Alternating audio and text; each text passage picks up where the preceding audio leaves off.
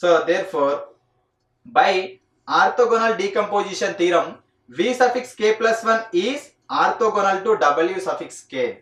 By orthogonal decomposition theorem, here v suffix k plus 1 is the one of the vector. Okay, that vector is orthogonal to w suffix k. Why? Because ఈ vector అనేది orthogonal complement లో ఉంటది. మనకు మీరు ఒకటి observe చేయండి, v suffix 1 v suffix 2 up to v suffix k వరకే మనకు సెట్ లో ఉన్నాయి. లేదంటే దీన్నే v సఫిక్స్ k నే మనం v సఫిక్స్ p కూడా తీసుకోవచ్చు last. For k lies from 1 to for 1 less than or equal to k less than or equal to p. ఇది మనకు ఆర్థోగోనల్ బేసిస్ ఇది. Okay, that set is orthogonal basis. ఇది ఎక్కడ ఉంటుంది మనకు?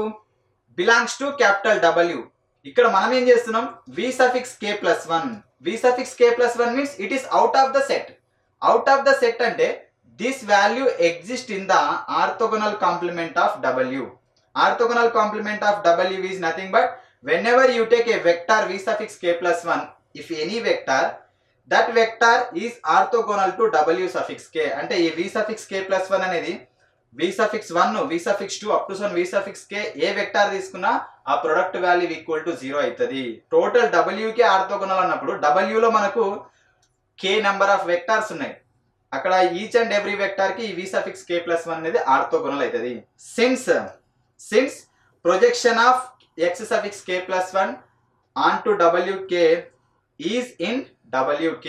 How you can say the projection value exists and projection of x suffix k plus 1 onto w suffix k will also be in wk plus 1. ఇక్కడ wk plus 1 is also another subspace and also v suffix k plus 1 is in the wk plus 1 since x suffix k plus 1 is in wk plus 1. అర్థమైందా? v suffix k plus 1 చూడండి, v1 v suffix k వరకు ఈ orthogonal basis అనేది w suffix k లో ఉన్నప్పుడు, okay, so v suffix k plus 1 నుంచి ఇంకా వచ్చే అన్ని కొత్త వెక్టార్స్ అన్ని మనకి ఎక్కడ ఉంటాయంటే wk plus 1 అనే సెట్ లో ఉంటాయి.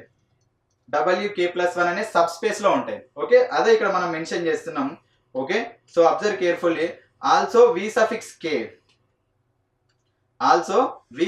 k plus 1 is in w suffix k plus 1 since x suffix k plus 1 is in wk plus 1. Why? Because previously we have x1 x2 up to x suffix k is also belongs to wk అని తీసుకున్నాం కదా. So ఇప్పుడు x suffix k plus 1 is also belongs to wk plus 1 because wk plus 1 is a subspace and is closed under subtraction.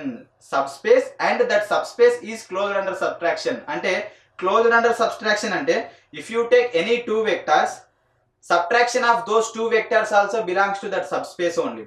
In the previous lectures also we discussed that. Okay, whenever you take y cap and whenever you take z, so these two vectors belongs to w, then their subtraction is also we can say belongs to w. In that format we discussed that. So this property is said to be subtraction is closed అని చెప్పేసాం అన్నమాట. Here v suffix k plus 1 is non-empty. Why? Because it is a vector. Vector is always non-zero because x suffix k plus 1 is not in w suffix k. Okay, v suffix k plus 1 is not is equal to 0 because x suffix k plus 1 is not in w suffix k.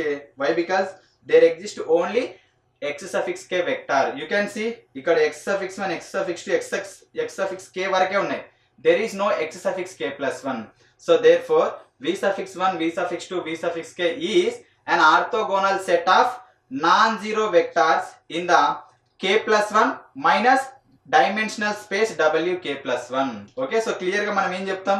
v suffix 1 v suffix 2 up to v suffix k plus 1 is an orthogonal. ఎందుకంటే v suffix k plus 1 is not is equal to 0 అంటే v suffix 1 is also not is equal to 0 up to v suffix k is also not is equal to 0 అమ్మా.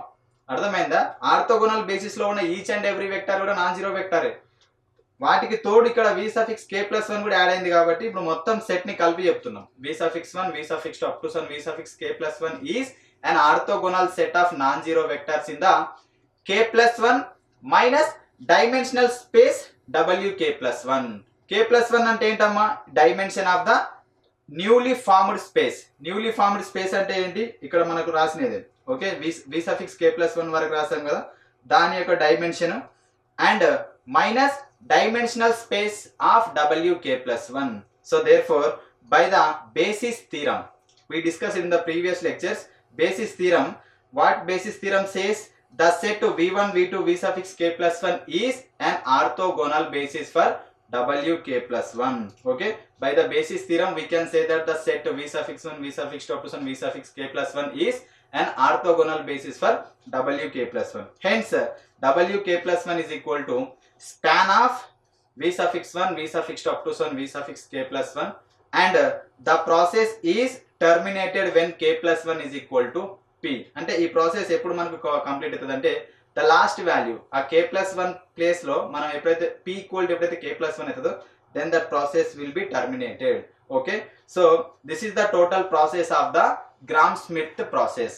Okay, so general discussion అమ్మా, there is no other explanation. మనకు అది general procedure కాబట్టి we can discuss there only. Now see the process. మనం ఒకవేళ problem ఇస్తే ఎట్లా చేస్తామనేది ఇది. The following are the steps to convert a basis x1 x2 x3 up to some x suffix r to an orthogonal basis v1 v2 up to some v suffix r. ఇంతవరకు చెప్పిందంతా just మీకు ఒక introduction గా అనుకోండి. ఇది ఒక process. Okay, original process this one for a subspace w of rn. whenever you get a set of vectors, ఇది only just basis, small x1 x2 ఇదంతా ఒక బేసిస్, అది ఆర్థోగోనల్ కాదు, ఆర్థో నార్మల్ కాదు.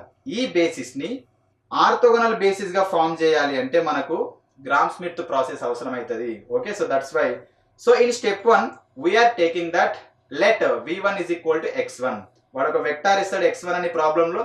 సో డైరెక్ట్ గా step 1 అని పెట్టేసి ఆ వెక్టార్ నే we can consider as a v1.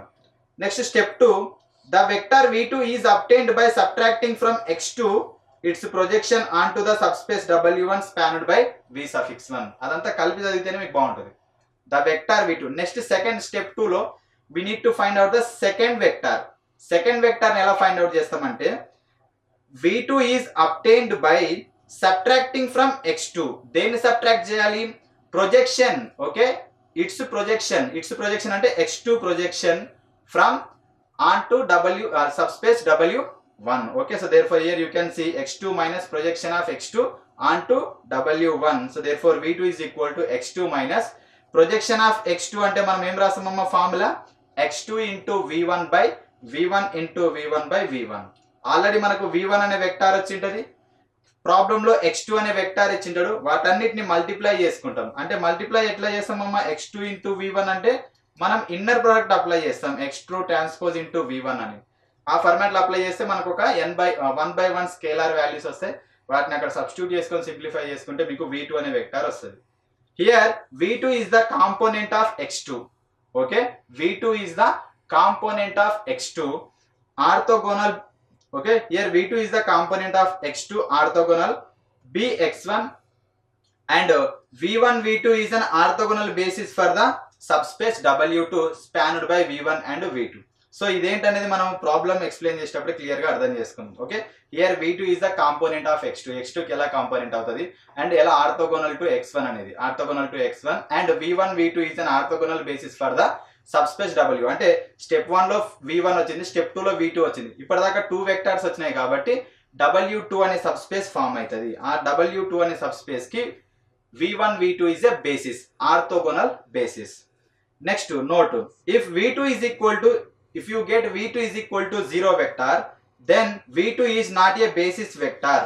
If you get v2 is equal to 0 vector, v2 is not a basis vector. So therefore x2 is equal to x2 v1 by v1 into v1 into v1 and x2 is equal to x2 v1 by v1 place lo if you substitute x1 into x1 into x1. So therefore x2 is a multiple of v1. x2 is a multiple of v1. So in this format we can write that value contradicting the linear independence of the basis x1 x2 xr. This value x2 is a multiple of v1. This property contradicting the linear independence of the basis x1 x2 xr.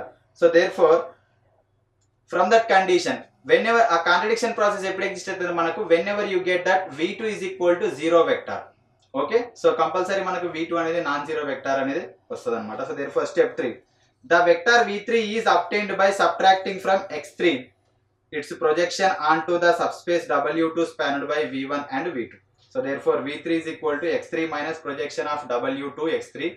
So therefore v3 is equal to x3 minus x3 into v1 by v1 into v1 v1 minus x3 into v2 by v2 into v2 into v2.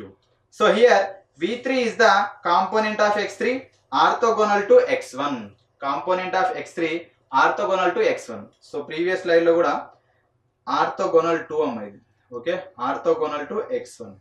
So therefore x2 is orthogonal to x1. Here also v3 is component to x3 and orthogonal to x1 and x2. So therefore v1 v2 v3 is an orthogonal basis for the subspace w3 spanned by v1 v2 v3. Now step 4, similarly after doing that finite number of steps, smaller steps are computed to obtain an orthogonal basis for the smaller dimensional subspace. ఒకవేళ subspace అనేది మీకు 3 dimensional ఇచ్చారనుకోండి, step 1 step 2 step 3 steps అవసరమైతే 5 dimension ఇచ్చారనుకోండి, మనకు based on the dimension of the given subspace steps will require. So therefore after getting that step 4, step 5, normalise the basis vectors to obtain the orthonormal basis అంటుండు. Normalise the basis అన్నాడు అంటే up to step 4 వరకు. Step 4 అంటే ఏందమ్మా, total మనకు ఎంత dimension ఉంటే vector subspace dimension ఎంత ఉంటే అన్ని వెక్టార్స్ వస్తాయి కదా, అవన్నీ మనకి ఎలా వస్తాయి, v1 v2 v3 up to so on మనకు v సఫిక్స్ k వరకు వస్తాయి. ఇదేంటి మనకు orthogonal basis. And to get that orthonormal what we have to do, step 5 అని హెడ్డింగ్ పెట్టేసి మనం ఏం చేస్తామంటే నార్మలైజ్ ద బేసిస్. ఏ బేసిస్ ని, normalise the orthogonal basis vectors to obtain orthonormal basis. అంటే వీటిని నార్మలైజ్ చేయడం అంటే ఏం చేస్తాం, వాటి లెంత్ ఫైండ్ అవుట్. నార్మలైజ్ అంటే తెలుసు కదా, ఇచ్చిన వెక్టార్ ని, ఓకే ఫర్ ఎగ్జాంపుల్ ఇక్కడ v1 ఉంది, ఆ v1 ని we have to divide with its length. ఆ లెంత్ తో డివైడ్ చేసినప్పుడు ఒక వెక్టార్ వస్తుంది. ఫర్ ఎగ్జాంపుల్ v1 ని నామ్ v1 తో డివైడ్ చేస్తే మీకు u1 అనేది వచ్చింది అనుకోండి, ఏదో ఒక వెక్టార్ వస్తుంది. ఆ u1 కి మీరు నామ్ ఫైండ్ అవుట్ చేయాలి, లెంత్ ఫైండ్ అవుట్ చేస్తే అది ఏమవ్వాలి, 1 అవ్వాలి. ఓకే, సో ఆ టైప్ ఆఫ్ వెక్టార్స్ అన్నిటిని మనం ఏమంటామంటే ఆర్థోనార్మల్ బేసిస్ అంటాం. ఆర్థోగోనల్ వరకు మాత్రమైతే మనకు process direct process step 4. Orthonormal అవ్వాలి అంటే step 5. Orthonormal is the step 5. Similarly second vector v2 తీసుకుంటే, so that vector v2 we have to divide with its length. Okay, so after dividing its length you will get some vector, new vector u2. For that vector we have to find out the norm, then you will get that value is also equal to 1. Then these types of vector all called orthonormal vectors. So therefore these two are the mathematicians, already we discussed about them. So this is about the Gram-Schmidt process. So this is the total general discussion about the Gram-Schmidt process. అంటే ఇక్కడ ఏం మనం discuss చేసామంటే, ప్రాబ్లంలోనే మనకు ఒక వాడు basis ఇస్తాడు, కొన్ని కాలమ్ మ్యాట్రిసెస్ ఇస్తాడు. With the help of those column matrix we have to find out the orthogonal basis. Okay, so orthogonal basis find out చేయమంటే ఆర్థోగోనల్ బేసిస్ ఫైండ్ అవుట్ చేస్తాం. If they ask orthonormal basis, then after finding that orthogonal basis we can go to the orthonormal by normalizing the given orthogonal basis. The main formula is, you need to remember that ఈ statement లో ఉన్న formulas మాత్రం ఎట్టి పరిస్థితుల్లో మర్చిపోకుండా. Okay, the statement of this theorem is the soul of the theorem. Okay, so ఈ statement లో ఉన్న each and every equation in this statement are very very very very important. These are the formulas only. ఈ formulas మీకు గుర్తుంటే you can do any type of problem based on the Gram-Schmidt process. Okay, so this is the total explanation regarding the Gram-Schmidt process. I hope you understood this lecture very well. So in the next lecture we are coming with the problem based on the Gram-Schmidt process. Okay, so make a perfect practice, prepare well. Until bye, thank you.